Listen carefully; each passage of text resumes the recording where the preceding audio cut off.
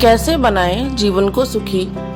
जी हाँ दोस्तों, आज के वीडियो का ये विषय है, हम सभी अपने अपने जीवन में किसी न किसी बात को लेकर दुखी रहते हैं, परंतु कुछ ऐसी ज़रूरी बातें होती हैं जिनको हम अपने जीवन में अपनाना भूल जाते हैं। तो आज की जो ये कहानी है वो इसी विषय पर आधारित है, जिसका शीर्षक है कैसे बनाएं हम अपने जीवन को सुखी।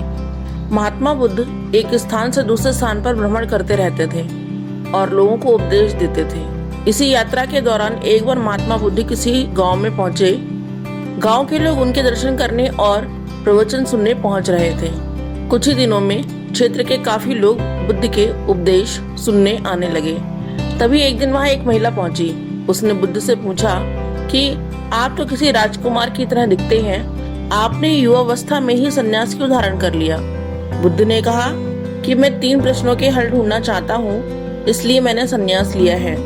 बुद्ध आगे बोले कि हमारा ये शरीर अभी युवा और आकर्षक है, लेकिन ये वृद्ध होगा, फिर बीमार होगा और अंत में मृत्यु हो जाएगी। मुझे वृद्धावस्था, बीमारी और मृत्यु इन तीनों के कारण जानने थे। इन 3 प्रश्नों के हल मुझे खोजने थे। बुद्ध की ये बातें सुनकर महिला बहुत प्रभावित हुई और उसने उन्हें भोजन के लिए आमंत्रित किया। जैसे ही ये बात गांव के लोगों को मालूम हुई तो वे सभी बुद्ध से कहने लगे कि उस स्त्री के यहाँ ना जाएं, क्योंकि उसका चरित्र सही नहीं है। बुद्ध ने गांव के सरपंच से पूछा कि क्या ये बात सही है। सरपंच ने भी गांव के लोगों की बात में अपनी सहमति जताई।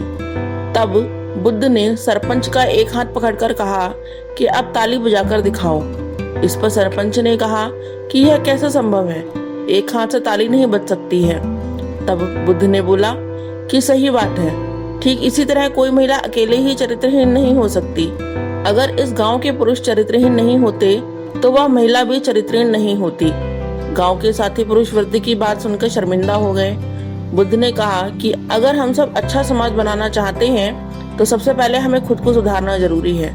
अगर हम सुधर जाएंगे तो समाज भी बदल जाएगा। हम बुराइयों से बचें, यही सुखी जीवन की सीख है। धन्यवाद।